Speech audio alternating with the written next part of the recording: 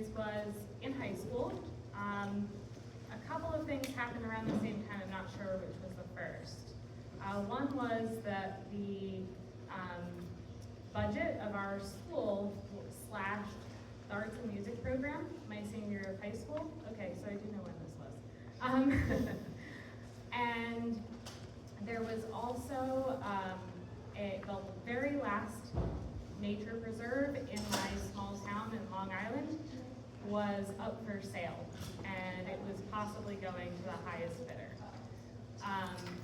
My mom and I and other community members worked together to stop both of those things from destroying, you know, the things that I loved as a chorus, and band person, and just generally loving nature and the outdoors. So the things that I did to help out, I helped circulate a petition that was started among my high school classmates. Like in math class, I passed it out and, got people involved.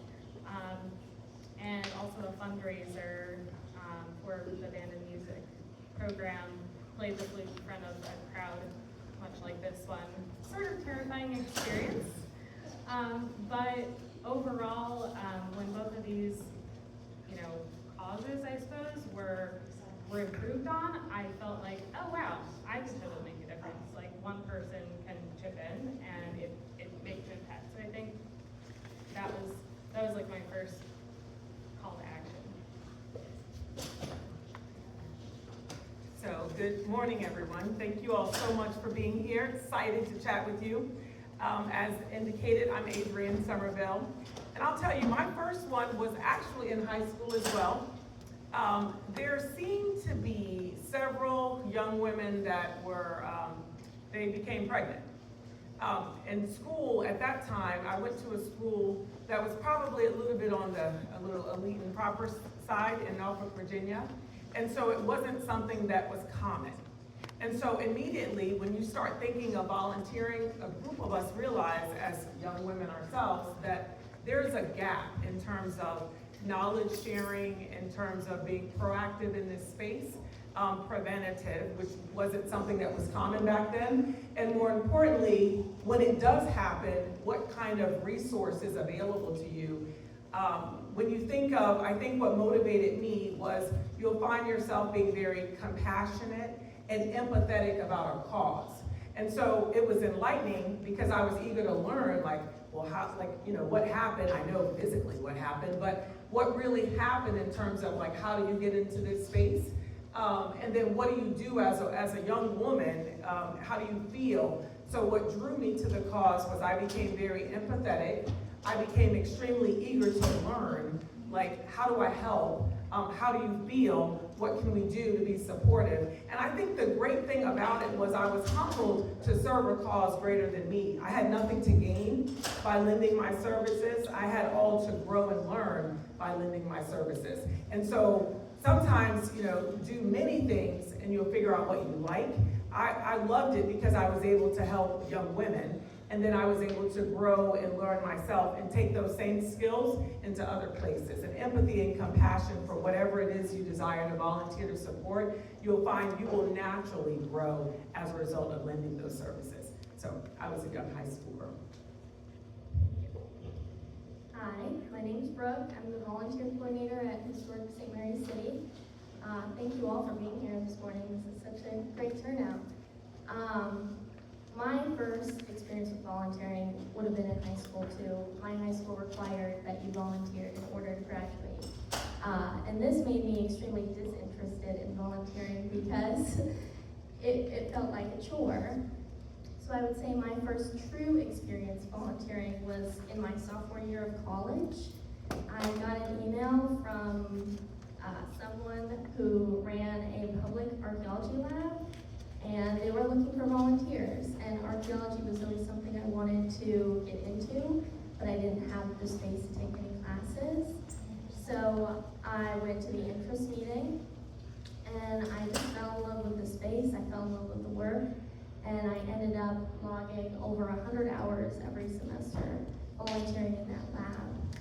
It was just something I was extremely passionate about, and it allowed me to meet new people I went to an extremely small school, smaller than this one, if you can believe that, and there wasn't an opportunity to meet a lot of new people there.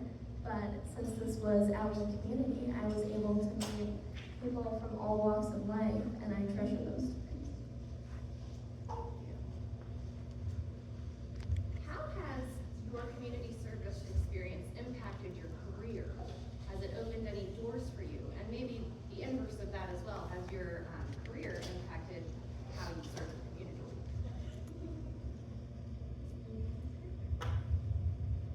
It's very interesting. So one of my positions is I'm the director for Command Operations Group for Naval Air Systems Command. It's kind of a big job when you think of the Navy and all of its sites.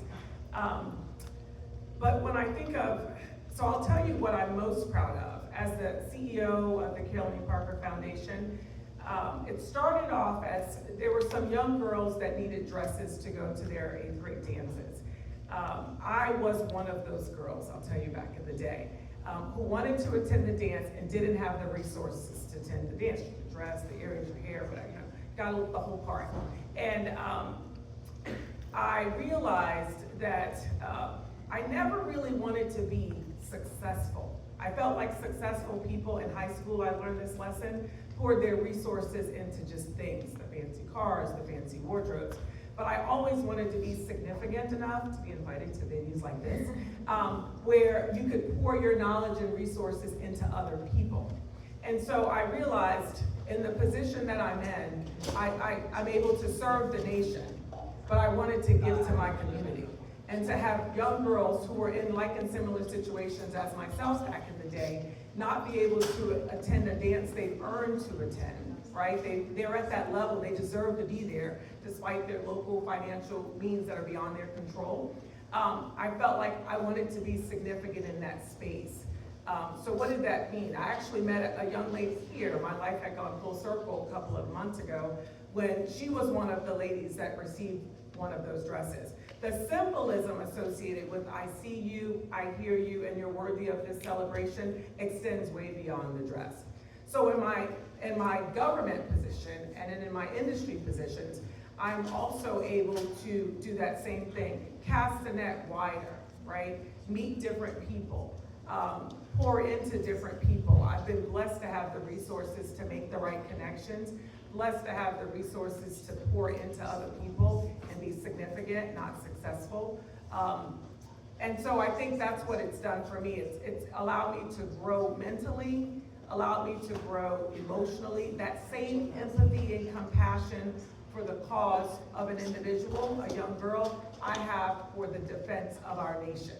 And so I think that those leadership skills, those soft skills you learn by volunteering, round you. You all will graduate from here technically competent, academically sound. But what will allow you to go from being a good person to a great leader are those soft skills that you learn by volunteering. The humility, the grace, the competence, and more importantly, the confidence to step into places and change the game. So I have an interesting story with this. Volunteering has definitely impacted my career. The archaeology lab that I talked about was run by a woman named Elizabeth Seidel, and her husband, John Seidel, was also a part of that. Fast forward a couple of years, and John Seidel became the CEO here at Historic St. Mary City, and the position of volunteer coordinator became available. And he personally called me up and said what a good fit I would be for this position, because he remembered my dedication to volunteering from the archaeology lab. So volunteering really is, it can help you in your career. It might not be such a linear path that I took, but showing passion and dedication and meeting new people in the community can definitely help you in your career. Hey there, and welcome to those of you who are just joining us. There are a couple seats up here, don't be shy, there's room. There's room for everyone. For those of you I haven't met yet, my name is Rosa Hance. I'm an environmental advocate and consultant. I'm also an adjunct instructor here, so shout out, thanks to the students who are So my experience with volunteering and how it impacted my career is pretty transformative. As Caroline mentioned, I was a high school Spanish teacher after graduating from college. I have a degree in art history and Spanish, double major. And so to be sitting before you as a consultant and freelance and working for right now I work for different nonprofit environmental organizations, helping them achieve their strategic and advocacy goals. How I could be here with that major, it wouldn't have been possible without what I learned through volunteering. So this is how it happened. I was pregnant with my second child in 2016. It was November. Things were not going as I had hoped they would in the election. And I was feeling pretty upset, pretty dark and lonely about what was gonna happen, not only in the next 4 years I was looking at, but just in general for my unborn daughter and for the world that I knew that is fundamentally being rocked by climate change right now. And I was unemployed at the time, and fortunately had family support and all that, so I was able physically to dedicate some of my time to volunteering without receiving compensation. And I'll note that there is an element, I think, of volunteerism that requires a certain amount of sacrifice which sometimes is doable and sometimes is not necessarily financially feasible for everyone in every stage of their life.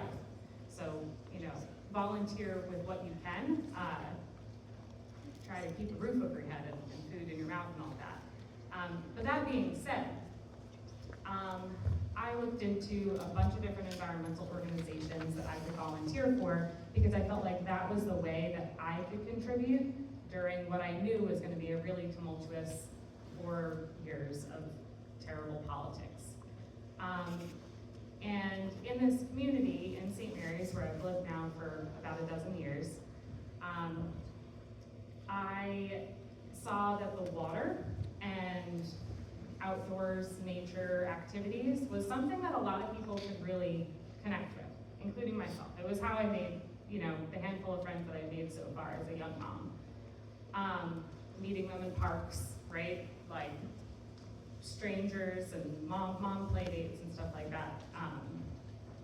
And the Sierra Club offered something that was unique. And that was not only a national brand and a national presence, and national legal action against giant corporate polluters, but they also have local groups and local participation. And so that drew me in. I went to my first Southern Maryland Sierra Club meeting in, I think, December of 2016. And it was a hybrid meeting. I was the only one on the phone, by the way. So it was a little awkward. And I learned though at that meeting about how the Sierra Club and other environmental organizations were working to ban fracking. And that fracking, I didn't even know what it was at the time, right? I am still a Spanish and art history major. I learned on the job, so to speak, through volunteering about what fracking is, right? The process that fractures the Earth's bedrock in order to extract liquid natural gas, right? I learned what was happening in our environment. I started working and volunteering with the Sierra Club to ban it in the state of Maryland, because the state of Maryland knew, hey, federal government isn't going to do anything about this anytime soon. We have to take more local action.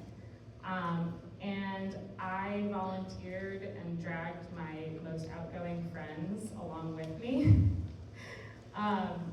because I was really nervous about going to talk to people in the community and getting them to sign a petition. I went to businesses to get them to sign a sign-on letter that the Sierra Club and other organizations would put together.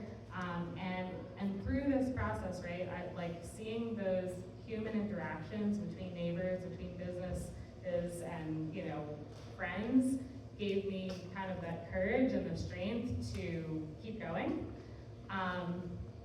And you know, I won't bore you with every year since then, but it became more than like you know, oh, I'll do this when the kids are asleep, or oh, I'll drag the kids to the park, and we're gonna kind of do this together. I'll see if I can get any of my other friends to join me with this. It really became clear that it was my calling. And I ended up leading the Southern Maryland Sierra Club as its group chair for a couple of years before I became the chair of the Maryland chapter. And when we're talking about these soft skills, right, I realized that, oh, you know what? I don't need to be an expert in every bit of what we're advocating about in order to speak truth to power. I can communicate what I know with confidence and bring along the experts with me, right? And working within a group, within a volunteer organization or foundation or, you know, any kind of entity that brings you in with other people is a really, really powerful tool for transformation in the world. And I think it's addicting. So I said, well, I'm teaching again here, but volunteering transformed my career, and now I support nonprofits that are doing this kind of work, and I couldn't ask for a better job. And I think, Rosa, I think you and I met through those Sierra Club events. Yeah. Back in like 2016, 2017, maybe? Yes, oh, So, you know what? here we are again together. Here we are. Yeah. So fun story. One of the events that I kicked off was to get to know other people in the community who felt the same way that I did about protecting our environment. So I believe you were at, if not the first, maybe the second of my first outings that I hosted with the Sierra Club, where we walked around one of the parks looking for sites to plant trees. Yep. Right? Yep. So make friends for life, right? Well, you've already talked about some of the soft skills, but are there any other skills that you've learned through volunteerism that you'd like to share? So, how many people are an introvert? I'll raise my hand. How many of you are extroverts? How many of you have heard of Beyonce? How many of you have heard of Sasha Fierce? Kind of one and the same person? So one of the things that I learned was I am a strong, no one believes me, just so you all know, no one, a strong introvert. Like I could stay in my sweatsuit and live my best American life at home. And so I guess the biggest thing I learned is that there's so much importance in meeting other people. And even if you have to come out of character a little bit, and be uncomfortable in doing so. Like I was one of those people, like coming here, I would be like, oh my God, I'm so glad this is an hour, right? Because then I can get back to my room and do what I need to do. I learned that, and then I get there and I shut an event down, just so you all know. It was one of those things that I learned the growth is sometimes you have to come out of character and be a little bit uncomfortable, kind of to grow from the experience. And then once you just force yourself to step into that space and transform a little bit, as Beyonce says she does on and off stage, I learned the importance of those new relationships, and expanding my network would increase my net worth, right? Make me more marketable, make me more indispensable. And so that's kind of one of the things I learned. And then also the spirit of collaboration and collectiveness and cohesiveness. I was one of those not really fan of group projects, like, can you do your part and I do my part, we come back together, so we really don't work it together. But I learned the importance of collaborating for good causes much more greater than me were very rewarding. So I was able to improve my ability to be more collaborative and cooperative, and there's so much growth, and you think of, we do everything in teams, right? Throughout the world. And so I was able to grow in that space of stepping out of my introvertedness And there's a lot of strength in that. I would say the biggest skill I learned through volunteerism is how to connect to people who are different than myself. One of my other regular volunteer shifts that I do is at a pottery studio. I am the monitor there a couple times a month, and the arts really just bring a hodgepodge of people together, and the biggest thing I learned is how to get along with older people.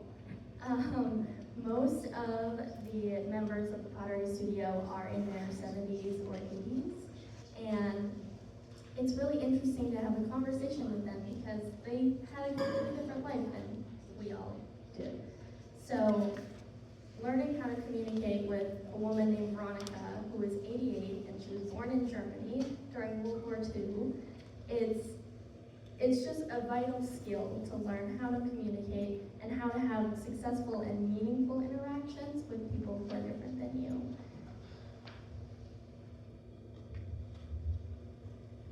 These are all really great examples. I agree with them. There are so many practical skills that you can get in volunteering circumstances that are just a little bit outside of kind of your everyday experience. So I would say that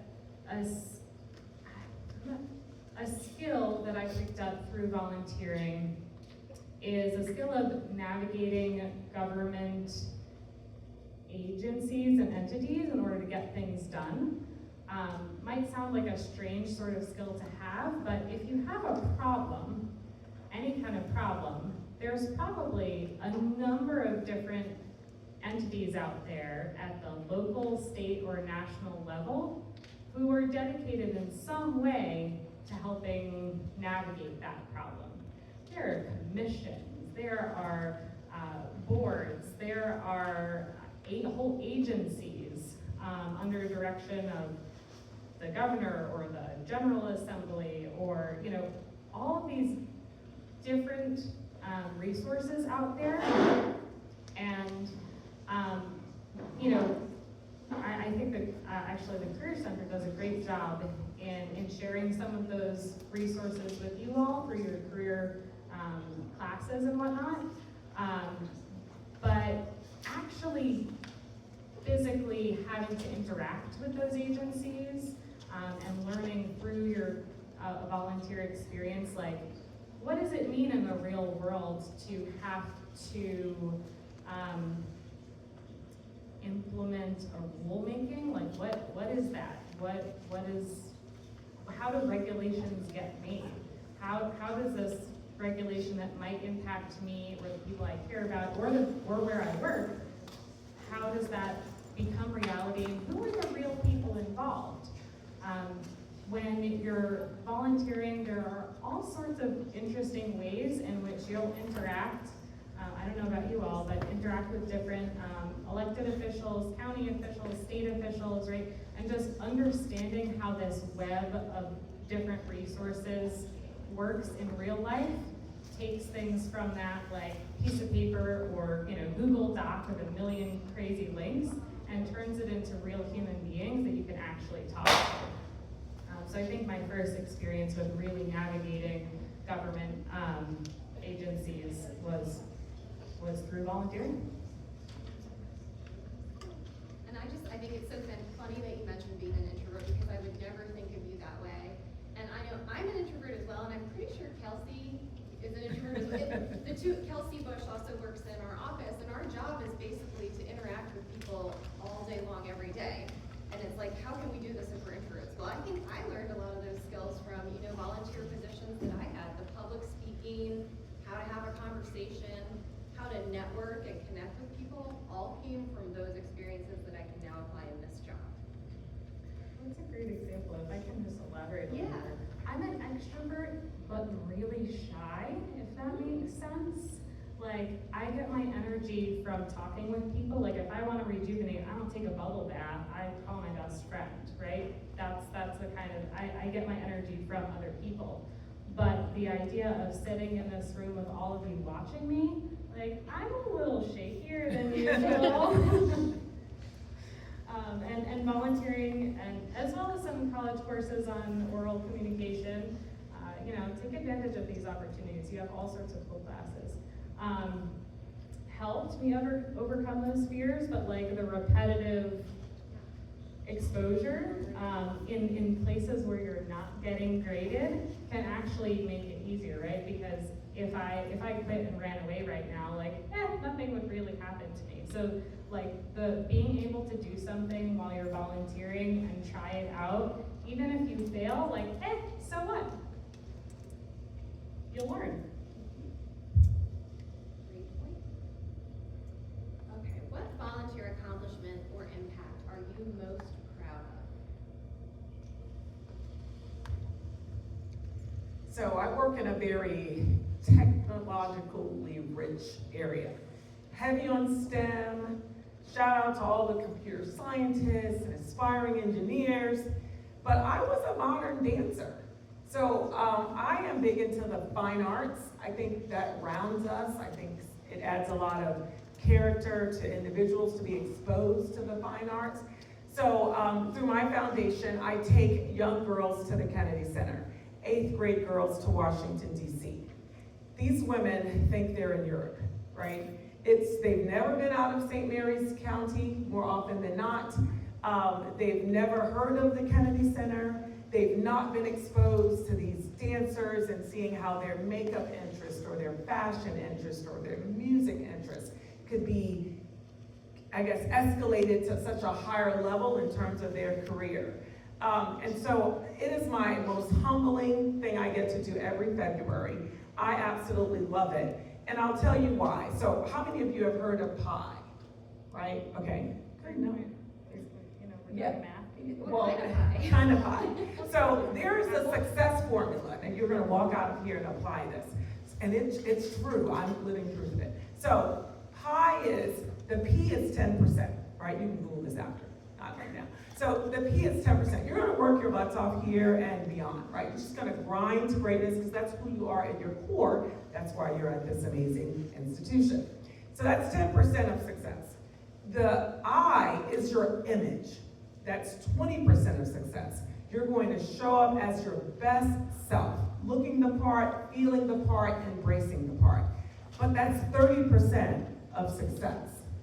70% is exposure. That's the E. So where are you being exposed? Who is exposing you? And more importantly, who are you blessed to expose? For me, it's humbling to take 8th grade girls and expose them to the art of the possible right in our nation's capital on an annual basis. It's not only inspiring, it's transformative. And so for me, it is the most humbling. I stand back in awe and just watch them process what they're experiencing. And I have to force them back on the bus to get down here because the trip is over and they're still having an amazing time. And so I think the ability to expose young people to what they don't even know exists, that we can kind of take for granted, some of us, I think is humbling. So that pie success, that formula for success will apply to you too. And that's why, for me, we offer the mentoring. Now, if you don't have a mentor, I suggest you find a mentor. And I suggest you become a mentor. Everybody has a talent. All of you are talented. Everybody has something to offer. So mentors will help you identify it if you're confused as to what it is, and more importantly, unleash it for greatness and goodness that reaches way beyond you. And so that ability to expose, that ability to embrace the power of mentorship, just being a benefactor and a believer in it. I wouldn't be here before you had it not been for people pouring into me and exposing me, getting me into rooms and places and conversations that I didn't have access to. I think exposing individuals has made me even more humble as a volunteer. I would say the accomplishment I'm most proud of is at the archaeology lab. The school was going to shut it down because there was a rival archaeology lab popping up. Does this happen often? No, it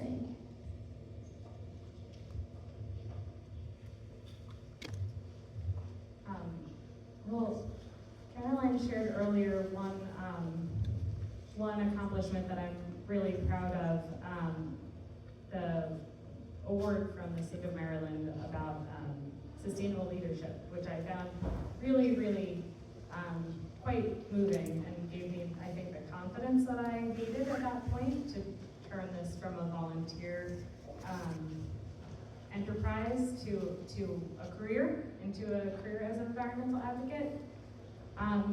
But I think that actually there was a precursor to that may have been just as powerful an accomplishment. I won second prize in a Dancing with the Stars competition with my high school students. I was the star, and my coach, dancer, Bryant, coached me to a second place victory. And the reason why I bring this up is because it was a terrifying experience. Absolutely terrifying to be dancing with a student partner in front of the entire student body. It doesn't get much scarier than that. I don't know. And to do that was, I think, really actually important for me to realize that nothing really could be more embarrassing. That like there are all these moments in your life when you could be seen and embarrassed, but just going for something that is fun to you personally or challenging to you personally has a lot of reward. Anyway, I encourage all of you to try to find ways to break out of what your comfort zones are and do terrifying things, because it actually just leads you to greater terrifying things in which you could get second place or first, or no one will remember unless if you tell them about it in a public event. But yeah, all these accomplishments are, they build on each other. Even the silly ones and then the serious ones. And the ones that, maybe no one will ever know about, but you hold right here. That some of those accomplishments, like I could tell you, for 3 hours, I could bore you to death with about how 6 coal plants were shut down over the course of my tenure as the chair of the Maryland Sierra Club. But every little victory and every silly victory that boosts your confidence or shows you that you can do something that you didn't think that you could do is really meaningful. And I think holding on to those small and silly and personal things is just as important. It's not necessarily the plaque, right? It's all of the stuff that you do in the day-to-day. That's fun. And I love the point about being open to letting yourself get embarrassed. Does anyone watch Ted Lasso? You know the line in Ted Lasso about being a goldfish, having a 10-second memory, and if you get embarrassed, just let that go. Just let it go. And you learn from the experience and you grew from it, right? And put the embarrassing things aside. All right, what 3 words would you use to describe why community service is important?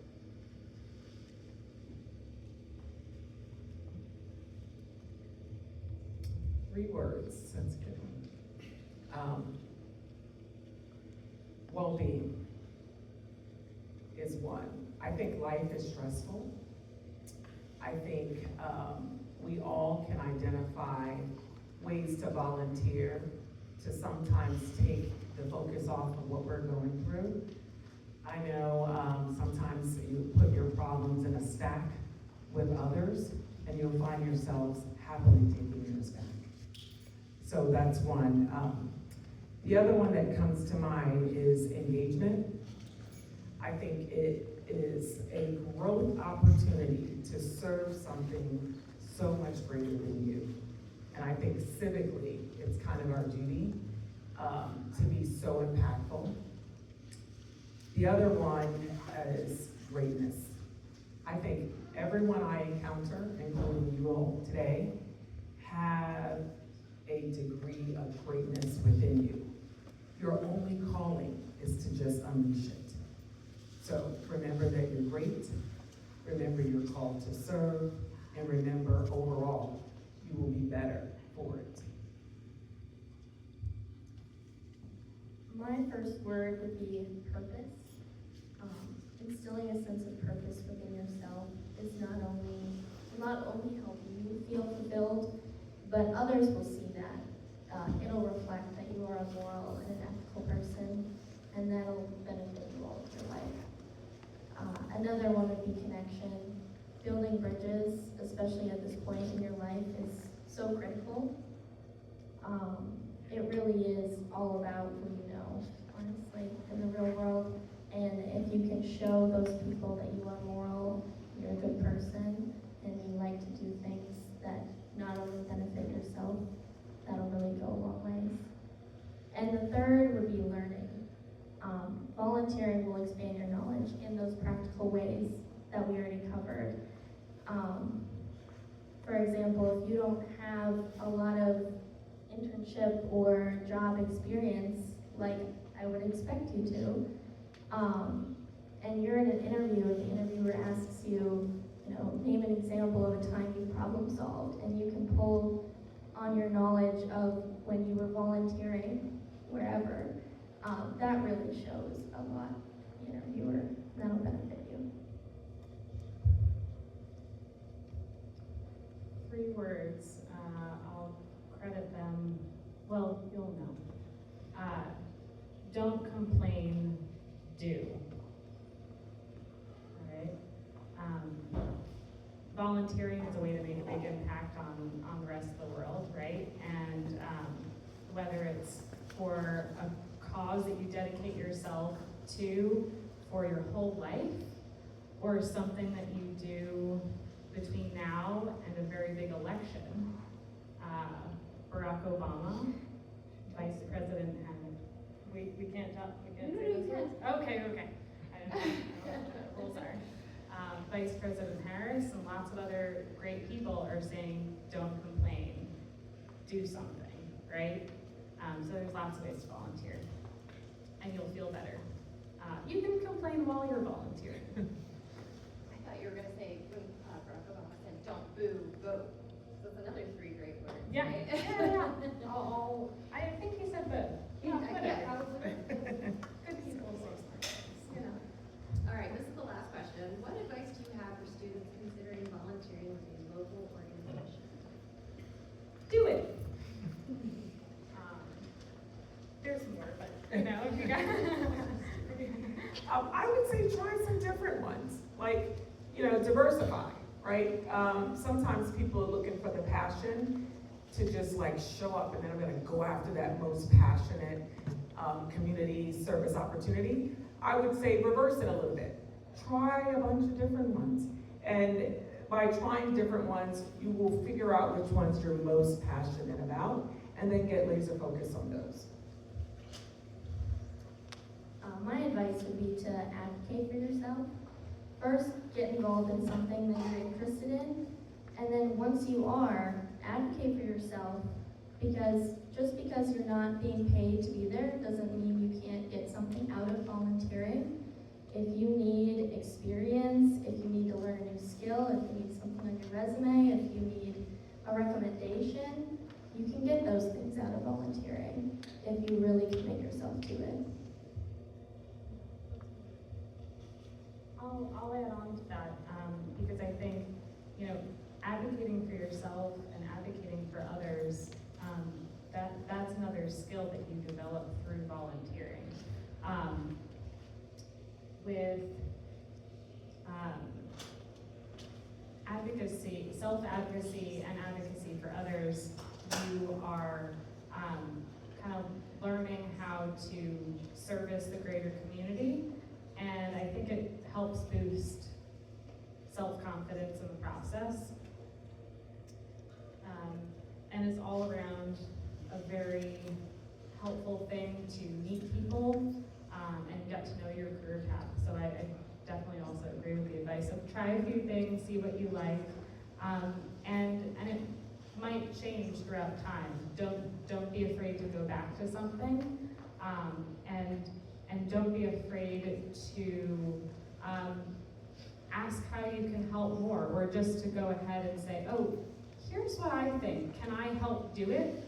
Right, kind of on the don't complain, do theme. If the volunteer experience that you're starting to have isn't necessarily what you thought it might be, it could be that they need extra help in a certain way, right? So rather than framing your complaint as a complaint or just ghosting them because they suck, offer to help. If you've made enough of a connection with someone in a community service situation that you think you can have like a little conversation and say, hey, I noticed this, issue. I think I know how to solve it. Here's what I think. Can I help do that? You will get your socks blown off by how enthusiastically they say, oh my goodness, thank you, yes. This is a volunteer organization. No one's offered to help. They're just complaining that, things aren't prepared before they get there to volunteer, right? Offering and, providing a little bit of extra help can go a super long way in not only making the volunteering experience better for yourself, but then for others and for future career path, and just kind of gaining connections in the community for being someone who's willing to roll up their sleeves and help out. I will just add to that, if you are unsure of how to get started, our office is a good place to start. Because we have information about lots of opportunities in the community, and we can connect you with something that really interests you and you're passionate about. I know transportation is an issue. That's something we're kind of working to solve. But we do, there are community service projects we can bring to campus. Additionally, Historic St. Mary City is within walking distance. And I know Brooke is really trying to build up the student volunteer program there. So if that's something you're interested in, definitely